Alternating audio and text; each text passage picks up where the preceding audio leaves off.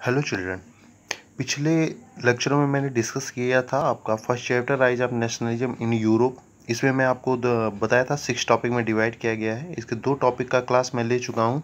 The French revolution and the idea of nation मैंने बताया था किस प्रकार जो फ्रेंच रेवोल्यूशन के बाद क्या चेंजेस हुए, नेपोलियन कोड क्या था, ये सब मैंने आपको। सेकंड टॉपिक बताया था नेशनलिज्म इन यूरोप, मैंने बोला था अरिस्टोक्रेसी और पेसेंट्री 2 ग्रुप था। फिर अरिस्टोक्रेसी को मैंने डिफाइन किया था रिच पीपल, पेसेंट्री को हमने बताया था लो क्लास वाले जो बहुत गरीब थे, बेचारे उन्हें वो अधिकार मिला नहीं था।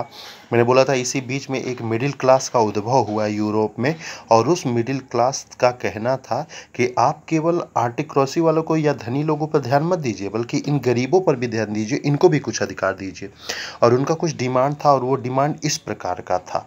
जब इन्होंने ये मांग मोनार्की के समक्ष यानी यूरोप के राजाओं के समक्ष रखी, तो इस ग्रुप ने, इन नए ग्रुप लिबरल नेशनलिज्म को बड़ा सपोर्ट किया, और उन्हीं लोगों के योगदान की वजह से यूरोप में कुछ सुधार देखने को मिले थे। सुधार देखने को मिले और इसके अकॉर्डिंग धीरे धीरे इन्हें अधिकार देने की कोशिश शुरू हो गई। 1834 में कस्टम यूनियन बनाया गया, ऐसे कुछ सुधार किए गए। इसी में मैंने बताया था एक और ग्रुप उद्भव हुआ है जो कंजर्वेटिज्म के नाम से जाना जाता है, मोनार्की टाइप का था। ये चेंजेस पे विश्वास, आप चेंज मत कीजिए, इनका कहना तो ये था। और इस लिबरल नेशनलिज्म का कहना था नहीं भाई, केवल एक को अधिकार देने की बात नहीं है, बाकी सबको अधिकार देने की बात थी। तो ये 2 टॉपिक डिस्कस किया था। एक फ्रेंच रेवोल्यूशन जिसमें नेपोलियन कोड बहुत इंपॉर्टेंट टॉपिक था, दूसरा यूरोप में किस प्रकार नेशनलिज्म आया, ये दोनों टॉपिक डिस्कस किया। आज मैं आपको डिस्कस करता हूँ इसका थर्ड टॉपिक, और ये टॉपिक है द एज ऑफ रेवोल्यूशन 1830 1848। 1830 और 1848 के दौरान किस प्रकार चेंजेस हुए हैं यूरोप के माहौल में, किस प्रकार वहाँ एक रेवोल्यूशन हुआ है, आज डिस्कस करते हैं उस टॉपिक पे। तो आपको मैं बता दूं 1830 1848 में 2 विचार उद्भव हुए हैं, 2 आइडिया उद्भव हुआ है यूरोप में, और ये 2 आइडिया लाने का सबसे बड़ा श्रेय दिया जाता है एजुकेटेड मिडिल को। वही जो पीछे टॉपिक मैंने आपको पढ़ाया था जो लिबरल नेशनलिज्म था, उन्हीं के योगदान से 2 आइडिया, 2 विचार अब पूरे यूरोप में आने लगे। पहला है लिबरलिज्म। लिबरलिज्म स्वतंत्रता एक प्रकार का, नेशनलिज्म अपने राष्ट्र के प्रति भावना, यानी राष्ट्र के प्रति स्वतंत्रता की भावना। ये 2 विचार पूरे यूरोप में बिल्कुल हवा की तरह फैल गया, और ये देन है उन एजुकेटेड मिडिल का। चलिए, इससे पहले आखिर 1830 से पहले ऐसा क्या हुआ कि 1830 और 1848 के दौरान इतना बड़ा रेवोल्यूशन क्रिएट हुआ, वो भी एक नहीं बल्कि पूरे यूरोप में।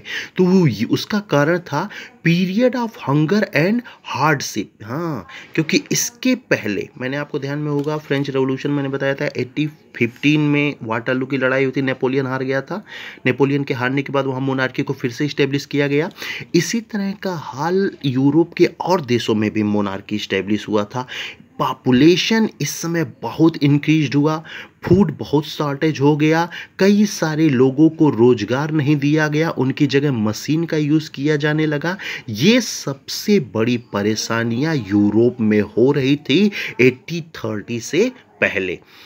फिर एक बार मैं रिपीट कर रहा हूँ, फ्रांस 1815 में वाटरलू की लड़ाई के बाद फिर से मोनार्की स्टेब्लिश किया था यूरोप के देशों ने, और उसकी वजह से मोनार्की फिर तानाशाह बन गई और लोगों की हालत एक बार फिर से खराब होने लगी। इसीलिए जुलाई 1825 के आसपास एक बार फिर फ्रांस में रेवोल्यूशन हुआ। इसी को कुछ लोग कहते हैं जुलाई रेवोल्यूशन। इसमें क्या हुआ, जो किंग था, जो किंग इस्टेब्लिश किया था लोगों ने 1815 के बाद, उस किंग को ओवरथ्रोन, फेंक दिया गया, हटा दिया गया मोनार्की को। जनता परेशान हो गई थी क्योंकि इतना मोनार्की ने इतना पनिश किया निचले तबके के इंसानों को कि अब वो बर्दाश्त नहीं कर पाए मोनार्की को, और जुलाई रेवोल्यूशन के तहत फ्रांस में उस राजा को सदैव के लिए हटा दिया। दूसरा, कॉन्स्टिट्यूशनल मोनार्की वाज सेटअप। ये कॉन्स्टिट्यूशनल मोनार्की यहाँ भी इसका मतलब ये मत समझिए कि राजा के बने, राजा नाम मात्र का रहा और फ्रांस में अब कॉन्स्टिट्यूशन के हिसाब से शासन किया जाने लगा। लुईस फिलिप हेड किया है पूरे फ्रांस को। तो ये पहला जो 1830 के बाद जो चेंजेज हुए हैं यूरोप में, उसकी लहर शुरू हुई है फ्रांस में और वो शुरू हुआ है जुलाई में, जिसके तहत 3 पॉइंट आपको ध्यान में रखना है। राजा मोनार्की, जिसे 1815 के बाद इस्टेब्लिश किया गया, जनता ने उसे उखाड़ फेंका। कॉन्स्टिट्यूशनल मोनार्की यानी राजा अब नाम मात्र का रहेगा और कॉन्स्टिट्यूशन के हिसाब से फ्रांस को चलाया जाएगा और लुईस फिलिप उसे हेड करेगा। 3 टॉपिक ध्यान में रखिएगा इसके अकॉर्डिंग। जुलाई रेवोल्यूशन के तहत क्या क्या मेन पॉइंट है, तो यही 3 पॉइंट है। ये समय है 1830 का, 1830 का। आगे बढ़ाते हैं। ये लहर केवल फ्रांस में नहीं है, बल्कि ये लहर फ्रांस के अलावा अन्य यूरोपीय देशों में भी फैला है और फ्रांस पहला देश है जहां इस प्रकार का रेवोल्यूशन शुरू हुआ और उसका जल्द असर दिखा है ब्रुसेल्स में। ब्रुसेल्स आप जानते हैं बेल्जियम की राजधानी है। क्या हुआ ब्रुसेल्स में? Belgium got separated from UK of Netherlands. UK और नीदरलैंड से बेल्जियम ने खुद को स्वतंत्र कर लिया, क्योंकि यूके की जो महारानी थी वो बहुत जुल्म डाल रही थी, बेल्जियम वासियों पे बहुत उनका जुल्म हो रहा था। इस वजह से वहाँ की जनता ने आह्वान किया और खुद को रेवोल्यूशन के द्वारा यूके से फ्री करा लिया। तो फ्रांस के बाद दूसरा सबसे बड़ा रेवोल्यूशन ब्रुसेल्स यानी बेल्जियम की राजधानी में हुआ, बेल्जियम अलग हो गया। तीसरा जो रेवोल्यूशन की लहर एक बार मैं फिर बता दूं, 1830 1848 के दौरान केवल चंद देशों में नहीं बल्कि यूरोप के कई देशों में फैला है।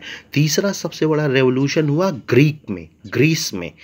Struggle for independence started in 1821 in Greece. स्वतंत्रता की भावना का संघर्ष 1821 में ग्रीस में शुरू हुआ। During the Greek war public got support from, यहाँ अच्छी बात ये थी पब्लिक बड़ी व्याकुल थी बेचारी, निचले तबके, मोनार्की निचले तबकों पे ध्यान ही दे रहा, उनका बड़ा फायदा ले रहा था। इसलिए इस पब्लिक के इंडिपेंडेंस को सपोर्ट किया है ग्रीक्स ने, वेस्टर्न यूरोपी ने, आर्टिस्टों ने और पोएट्स ने। इन्हीं का योगदान है कि लोगों में नेशनलिज्म की भावना एकदम टॉप पर पहुंच गई थी। फ्रांस, बेल्जियम और अब जाके ग्रीस में हुआ। इस रेवोल्यूशन को वहाँ की मोनार्की संभाल नहीं पाई और 1832 में ट्रीटी ऑफ कॉन्स्टिट्यूशन पोल की है। ये बहुत इंपॉर्टेंट ट्रीटी है, आपका ऑब्जेक्टिव में कई बार पूछा गया। ट्रीटी ऑफ कॉन्स्टिट्यूशन पोल कब हुआ, व्हेन, तो याद रखिएगा 1832 में इस प्रकार की ट्रीटी हुई।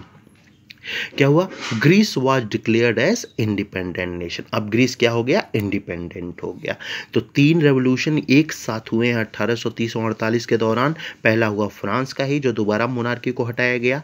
बेल्जियम अलग हुआ, एकदम डेमोक्रेटिक कंट्री बनाया गया। ग्रीक में हुआ और ग्रीक ने खुद को एक स्वतंत्र राष्ट्र बना लिया। इसी प्रकार इसी में और रेवोल्यूशन आपको पढ़ाया जाएगा। उसमें आप बनेगा जर्मनी का हुआ 1871 में, इटली का हुआ 1861 में, यूके हुआ, making of Germany 1871, making of Italy 1861, making of UK. ये 3 और रेवोल्यूशन है। आपको ध्यान में होगा मैंने आपको बताया था कि मैं 6 पार्ट में उसको डिवाइड किया था और उसमें आप देख लीजिए चौथा जो पार्ट है वो क्या है? The making of Germany and Italy. यानी ये टॉपिक मैं आगे नेक्स्ट वीडियो में आपका डिस्कस करूंगा, 4th पार्ट है। आगे ले चलते हैं। इधर यूरोप में ये सारा रेवोल्यूशन हो रहा है। 3 रेवोल्यूशन तो हो ही गए। इंडिपेंडेंस ग्रीस को मिल गया, जर्मनी बना, इटली बना, यूके बना। इन्हीं के बीच में पूरे यूरोप में एक और ग्रुप का उद्भव हुआ है और वो ग्रुप है रोमांटिज्म। बहुत अच्छा वर्ड है, रोमांटिक होना जानते ही होंगे, लेकिन ये रोमांटिक नेशनलिज्म से निकला है, राष्ट्र की भावना से निकला है। A cultural movement that rejected nationalism by science and reasons, it introduce nationalism through art and love. यानी अब लोगों में आर्ट और लव के द्वारा नेशनलिज्म की भावना लाना। पहले नेशनलिज्म क्या था? पॉलिटिकल वर्ड था, राजनीतिक था, लेकिन इन रोमांटिज्म ग्रुपों ने यानी पोएटों ने उस नेशनलिज्म में आर्ट और लव का समावेश किया। पूछा है रोमांटिज्म डिफाइन करने को पूछा है, लिखा है डिफाइन द वर्ड्स। पहला रोमांटिज्म क्या होता है? तो याद रखिएगा रोमांटिज्म पोएट और आर्टिस्ट होते हैं जिन्होंने नेशनलिज्म में आर्ट और लव की भावना भर दी। सिंपल मैं कहूँ तो लोगों के अंदर कल्चरल डेवलपमेंट हुआ, सांस्कृतिक प्रेम, कल्चरल लव का डेवलपमेंट हुआ। तो यही है रोमांटिज्म। कुछ पोएट्स और राइटर जिन्होंने अपने लेखों के द्वारा यूरोप के कई देशों में नेशनलिज्म में कल्चरल को इंट्रोड्यूस किया। मेन यही लिखिएगा, romanticism is that word which merge nationalism by cultural के द्वारा जो नेशनलिज्म में मर्ज कर दिया गया, वही आपका रोमांटिज्म है। तो ध्यान रखिएगा ये ग्रुप। तो आज मैंने आपको डिस्कस किया 80-30 और 80-48 के दौरान क्या हुए, दो आइडिया जनरेट हुए। आइडिया क्यों जनरेट हुआ? क्योंकि पीरियड ऑफ हंगर हार्डशिप से लोग परेशान हो गए थे, जिसके द्वारा सबसे पहले फ्रांस में रेवोल्यूशन, एक बार फिर मोनार्की को हटाया गया। ब्रुसेल्स यानी बेल्जियम में रेवोल्यूशन, ठीक ग्रीस में रेवोल्यूशन। अगले टॉपिक में मैं आपको जर्मनी और इटली का रेवोल्यूशन पढ़ाऊंगा, आपको दिखाया भी मैं, फोर्थ टॉपिक वही है। लास्ट टॉपिक मैंने पढ़ा रोमांटिज्म। तो ध्यान रखिएगा ये सारे पॉइंट। एक बात मैं और आपको बता दूं, आज आपका 3rd और 4th वीडियो है ये 10th का। आपको ये सब नोट बना के रखना है, इन सबको आप नोट रखिएगा। लास्ट जब मैं क्लास लूँगा, कोशिश करूँगा, तो सोचा था मैं 2 टॉपिक एक साथ वो कर दूँ, मर्ज कर दूँ, लेकिन हो नहीं पाया, एक ही टॉपिक डिस्कस कर पाया। लेकिन नेक्स्ट टाइम पे मैं ज़रूर कोशिश करूँगा कि आपको कम से कम 2 टॉपिक एक साथ पढ़ा दूँ, ये making of Germany and Italy ये वाला, और विजुअलाइजेशन द नेशन, ये 2 टॉपिक सोचूंगा कि एक ही टॉपिक में किसी प्रकार दोनों को मर्ज करके पढ़ा दूँ। तो जितने भी टॉपिक मैं पढ़ा रहा हूँ ये आप लोग ध्यान से पढ़िएगा और इसका नोट ज़रूर बनाइएगा, क्योंकि जिस दिन मैं लास्ट क्लास लूँगा इन सब पे मैं क्वेश्चन आपको क्वेश्चन बनाऊंगा, फॉर्मेट तैयार करूँगा एक क्वेश्चन का, और उसमें अच्छे खासे क्वेश्चन होंगे। तो ये सब टॉपिक आपको तैयार करना है और इसे नोट डाउन करना है अपने कॉपी में। जब भी हमारा इंटरेक्शन होगा तो मैं आपके उस नोटबुक को ज़रूर देखूँगा। इसे अपने ओन वर्ड में लिखना, आप समझ गए हो, ओन वर्ड में इसे लिखने की कोशिश करना, बुक का हेल्प नहीं लेना, तो यही ज़्यादा वो है। और लेक्चर को बार बार आप पढ़िए, वर्ड समझ जाएंगे, उसके अकॉर्डिंग आप उसको डिफाइन करने की, अपने ओन शब्दों में डिफाइन करने की कोशिश करिए। क्योंकि हाई स्कूल में जो बुकिश चीज़ें होती हैं वो टीचर बोलता है वही बुकिश चीज़ें, उसे मज़ा नहीं आता। इसलिए वो चाहता है कुछ ऐसे वर्ड्स, कुछ ऐसे स्टेटमेंट जिसे आप अपनी तरफ से जनरेट करते हैं। इसीलिए कोशिश करिएगा इन सारे क्वेश्चनों का आंसर ओन वर्ड्स में दीजिए। उस आंसर को पढ़ के मैं बताऊंगा कहाँ किस प्रकार की कमी रह गई और क्या उसमें सुधारना है। इसलिए जितने भी वीडियो मैंने अपलोड किए हैं उन सारे वीडियो को ध्यान में रखिएगा और सारे वीडियो के अकॉर्डिंग लास्ट में जो क्वेश्चन पूछे जाएंगे उसका आंसर देने की कोशिश करिएगा अपने ओन वर्ड्स में। ओके चिल्ड्रन, नेक्स्ट वीडियो में मैं आपके 2 टॉपिक डिस्कस करने की कोशिश करूंगा। 2 टॉपिक हो जाए, अब लास्ट वीडियो होगा, उसके बाद फिर मुलाकात करते हैं नेक्स्ट वीडियो में। Okay, thank you.